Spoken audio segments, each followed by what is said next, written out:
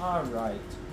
So, patient is a 78-year-old male who came to the ER for confusion and syncope, general weakness, and fatigue. He had a fall a couple days prior to coming to the ER. Um, when he arrived, his blood pH level was 7.245. His HCO3 was 30, and his oxygen saturation was going all the way down to 47. He is a pack-a-day smoker. He has a history of COPD with emphysema. He got albuterol, Lipitor, an inhaler, Verapamil, all in the ER. He also was getting Lasix, and at first he was very combative, but he now knows where he's at. He was put on 5 liters of O2 via NC. He began hallucinating, had tachycardia, and was going in and out of AFib RVR. See, mild pulmonary vascular congestion as well. They did a couple tests and looked at his heart. So we got him stabilized, and we're going to go over everything. So, discuss the purpose. So, how you doing, sir? You look pretty good since last time I saw you. For a 78-year-old male, you look pretty darn good. So today we're going to be discharging you. We got several medications that we're going to be giving you as well, but first we're going to go over what brought you here, okay? Mm-hmm. So you came to the ER with a little bit of confusion. Mm-hmm. You were really tired, fatigued. Yes. And you said you had fallen down. Yep, I did. So once we did some lab work, your blood pH was a little acidotic. So what that means is, think of every time you breathe out acid. Basically, you breathe out CO2, which is what controls the acidity of your blood. And if there's not a perfect balance between that acid and your blood, you start to get confused and weak. So that's what happened with you. Since you were having difficulty breathing, you weren't able to breathe out the acid. So since you weren't able to breathe out the acid, your body kept that acid and you became a little bit weak. Makes sense. Since you have COPD and cardiomegaly, so cardiomegaly means that your heart's a little bit bigger than it should be. Due to your COPD, your heart has to work a little bit harder than most hearts, so as it works, it's like a muscle. That muscle gets bigger and bigger. The problem is, the bigger it gets, sometimes the more difficulty it has working. So your heart's a little bigger than it should be. And you had a little bit of pulmonary congestion. What does that mean? So pulmonary congestion is your lungs. You were having a little bit of fluid build up back up into your lungs because your heart's too big and wasn't able to beat efficiently and push out the blood efficiently. So all that fluid was backing up into your lungs, again making it hard for you to breathe and making you feel dizzy. So when you came in, we tried to do a lot of suctioning to get your secretions out, and we gave you some medications to help with your heart rate and heartbeats, and we also gave you oxygen. Your oxygen level, ideally you want it between 97 to 100. Yours is going all the way down to 47. That's low. Again, you were having issues breathing, so that explains why it was so low there. So what happened was, as you couldn't breathe more and more, your body built up more and more acid, and the oxygen in your body went lower and lower, and it just kind of affected all your muscles, and that's why you got weakness where you did. The heart beats, and it pushes the blood through your lungs, and then from your lungs, it goes back into the heart throughout the rest of your body. Unfortunately, if your heart's not beating properly, the blood it gets stuck in places, so your blood was just getting stuck by your lungs and not getting oxygen and going out to the rest of your body. So it started shutting down everything, just trying to keep up with everything. So you started getting dizzy and stuff because the blood started pooling in your heart and then your major organs in order to keep that alive. So we got some medications for you. The first medication that you're going to be given is Coumadin. So Coumadin, you'll be taking 3 milligrams once a day. This is to help keep your blood kind of thinner. That way you don't, your heart can work, it doesn't have to work as hard. Think of it like, thicker something is, the harder it is to pump through. The thinner it is, the easier it is to pump through. Would that make me bleed more? So it does make you bleed some. So you have to be careful. We'll go over that in a second. Okay. Like I said, it's like, think of it like a milkshake. You know how when you get those thick milkshakes, it's hard to suck through a straw? It's the same thing essentially with your heart. So you're going to have to get your blood checked every now and then to see how your clotting is. You don't want to get it too high. But it basically just keeps your blood a little bit thinner and stops clot from acting. Some of the stuff you might see, nausea, vomiting, you might see some blood in your stools. It makes, if you get cut, you could bleed a lot more. So what we recommend is using a soft bristle toothbrush. That way it's easier on your gums, and we want you to use electric breathers. That way you don't have the risk cutting yourself. You want to stay away from dark leafy greens, vegetables, anything that has what we consider vitamin K. Vitamin K is what helps you clot. And the goal is we're trying to keep your blood a little bit thinner. So It will prevent it? yes. So like I said, use a soft bristle toothbrush. You want to change your position slowly. So if you're just waking up in the morning, sit up for about 30 seconds or so. Let your feet hang off the bed, and then stand up before you start moving around, just to see how you feel. You'll have black, tarry stools. Avoid taking NSAIDs, so that's ibuprofen, because it can make you bleed a little bit more. And also avoid aspirin, because it's an antiplatelet at times.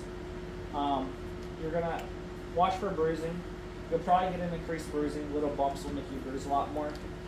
So you need to be careful with that. If any time though you start feeling too lightheaded, you feel like you're passing out, or if you get a bad bleed, then you need to contact us at the ED so we can take a look and see what's going on there. But you're going to take that once a day. Preferably take it at nighttime when you're about to lay down. That way you don't have to worry about getting it as lightheaded.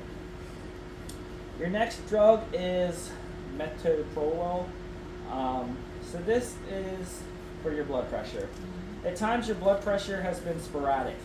When you wake up, you know, your BP has skyrocketed up to over 200s, and then it goes down. This is going to help equalize your blood pressure out. And it's also going to help your heart work more efficiently. You want to take your blood pressure every day, so maybe even twice a day if you can, just to monitor where your BP is at. If your blood pressure gets below, I'd say if the systolic is below 90, be careful taking this medication. You might want to call to see what your physician would like.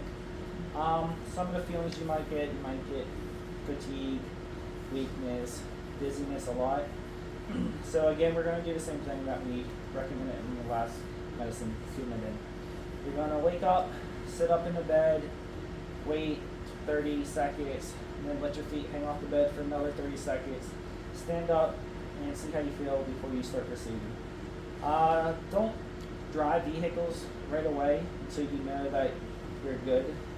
Again, this can make you a little bit dizzy. So you're going to take 50 milligrams twice a day.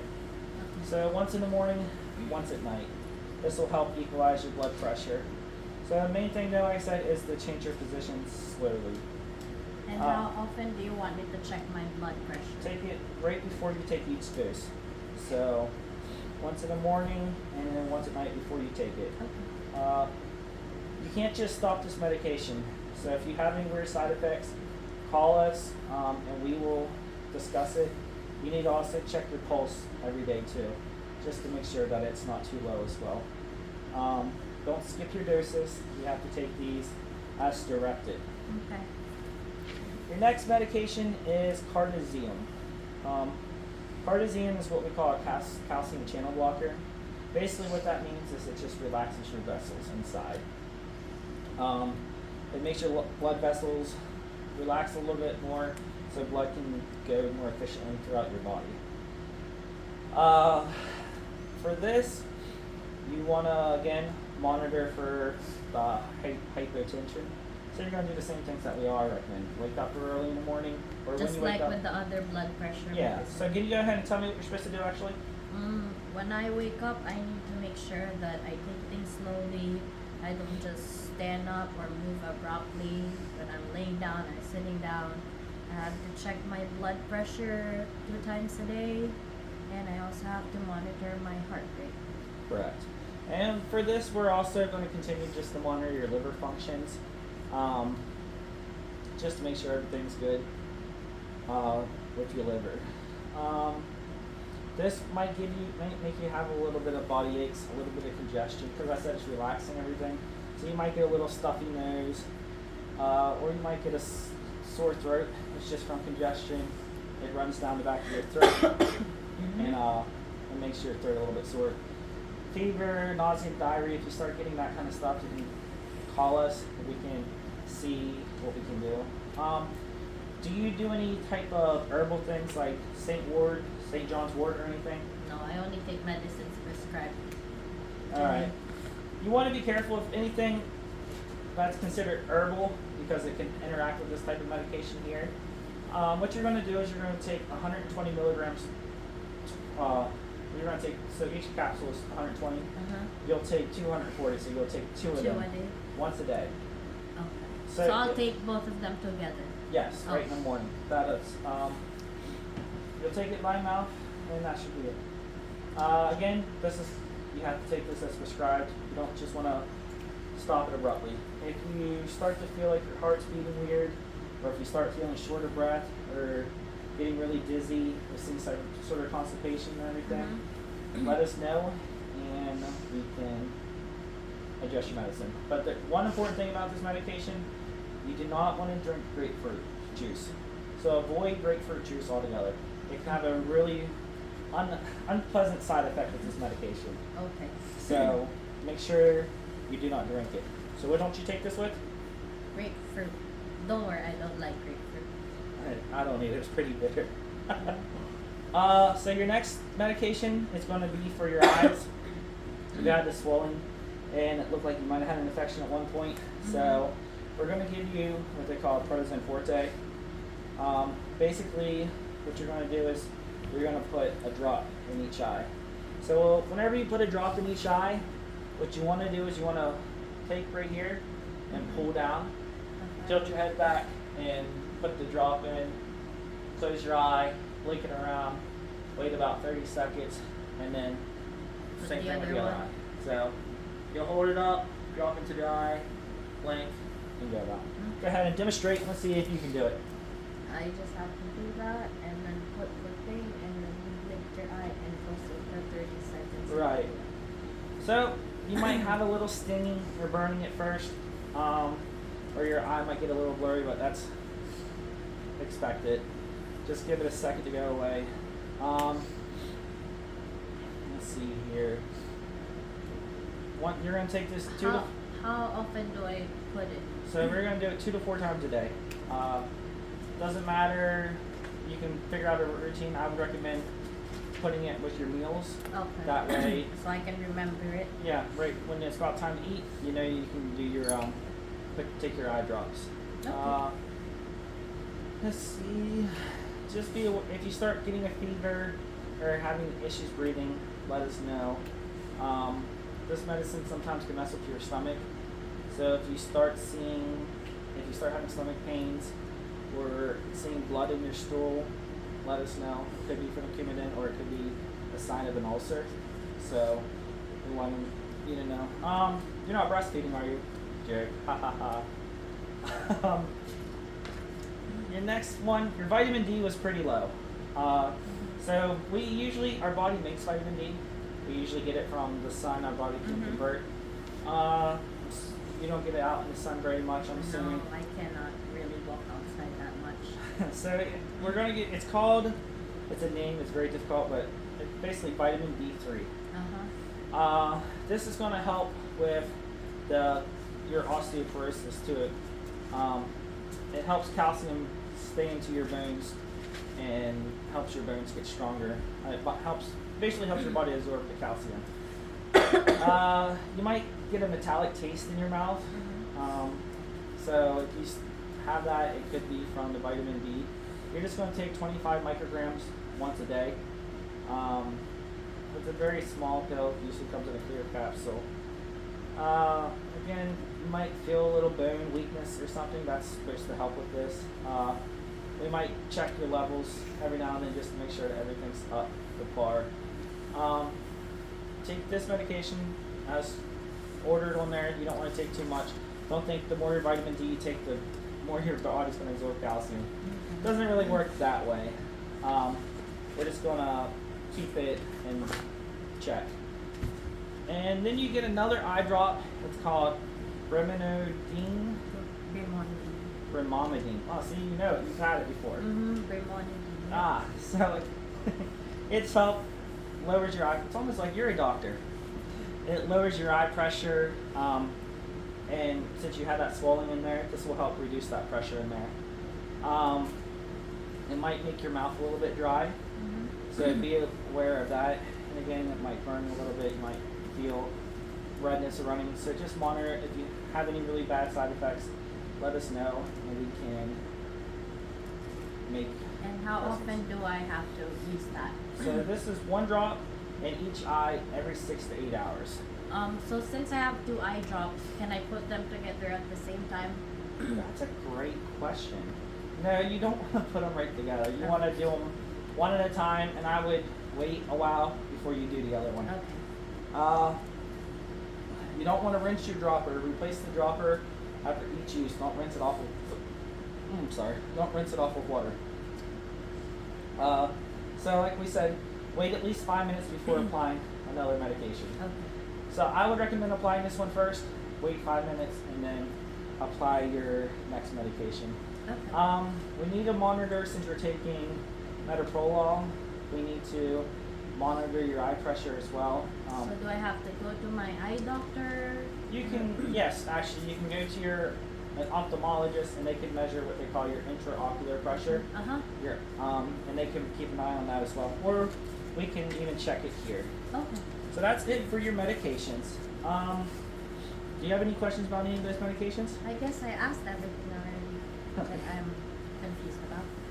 Alright, so we're going to start you off with some light activity, just because you've had a lot of heart issues and you've been tired. So I can go back to golfing? You can, but we're just going to work our way there. Okay. Oh, that golf course, huh? Start off light and work your way up. So no strenuous exercises right now. What you want to watch for is the same things that brought you in here. Shortness of breath, dizziness, lightheadedness. Anytime you see that, you need to relax, take a break, sit down. If you sit down, the best thing is to sit down. You don't want to fall if you're dizzy and hit your head. Because basically what's happening is your brain's not getting enough oxygen. So you start to see the black dots and everything. If that ever happens, just sit down. Doesn't matter where you are. Even if there's not a chair, you can sit on the ground. It's better to have a fall while you're on the ground than have a fall standing. So if you start feeling that stuff again, come right back to the ER and we will help. You can call the ED or your physician left his number. You can call and leave a message with his office, or you can call us here directly at the hospital. When you get back home, we want you to be careful on the salt.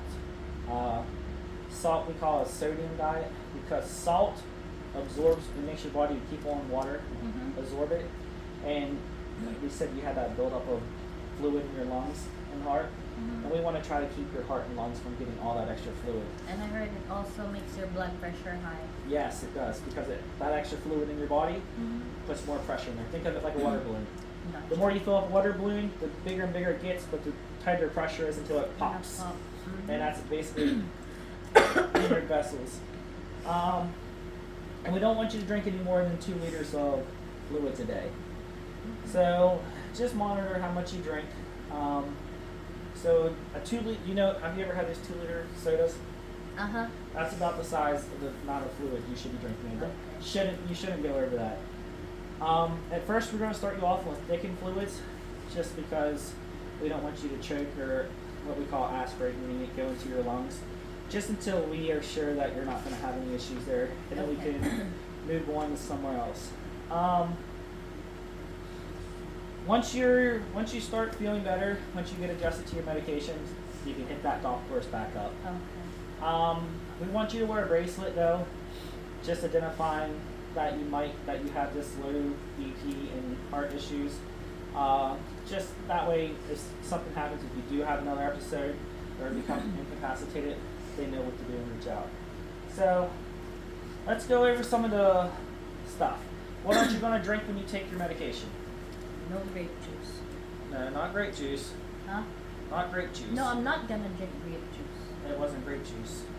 Grapefruit. That's right, grapefruit juice. Grape juice and grapefruit juice are completely different. I thought I said grapefruit. I guess it's my memory. I'm getting confused. It happens to the best of us.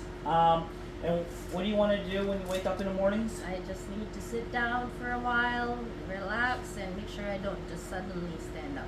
All right, you want to let your legs hang off the end of the bed before you adjust there. Also, it would be a good idea for me to stop smoking, huh? Yeah, so we were getting to that. I don't want to just come out and say it, but yes. That pack a day cigarettes, we should probably try to gradually work our way down to no cigarettes a day. That cigarettes smoke is destroying your lungs even more. As you have COPD, so you already have a very difficult time breathing as it is, the cigarettes are making it more difficult. They're destroying good tissue and replacing it with fibrous hard tissue. So Making you want it hard for me to breathe. correct. You want your lungs to be elastic, like a rubber band, in and out. But when they're filled up with scars and become fibrous, it's not good for them. They're not able to stretch properly. So we want you to stop, but we're not going to just leave you out there. We have programs here at the hospital. They have a gum that helps. They have a Yeah, patch. I tried patches before. What happened with that last time? It didn't work well. Ah. Well, we have other ways to help with that. We even have medications that you can try. Eventually, the goal is to get rid of nicotine altogether, but we'll have to do it step by step, slowly. And we want to be careful drinking alcohol now. Some of these medications can have a interaction with alcohol, so it's best to avoid it if you can. If you decide you want to drink, you might want to call your pharmacist or here, and we can discuss the effects of alcohol that you're having with there. Any other questions, sir? That's everything, I guess. I think that's everything I have for you. Like I said, you're looking great. Hard to believe that you're 70, because you look fantastic for your age. Yeah, I guess the golfing has to be helping. That golf can do it. All right, you have a great day, sir. And if you have any questions, feel free to call back to us, okay? Thank you so much. Thank you.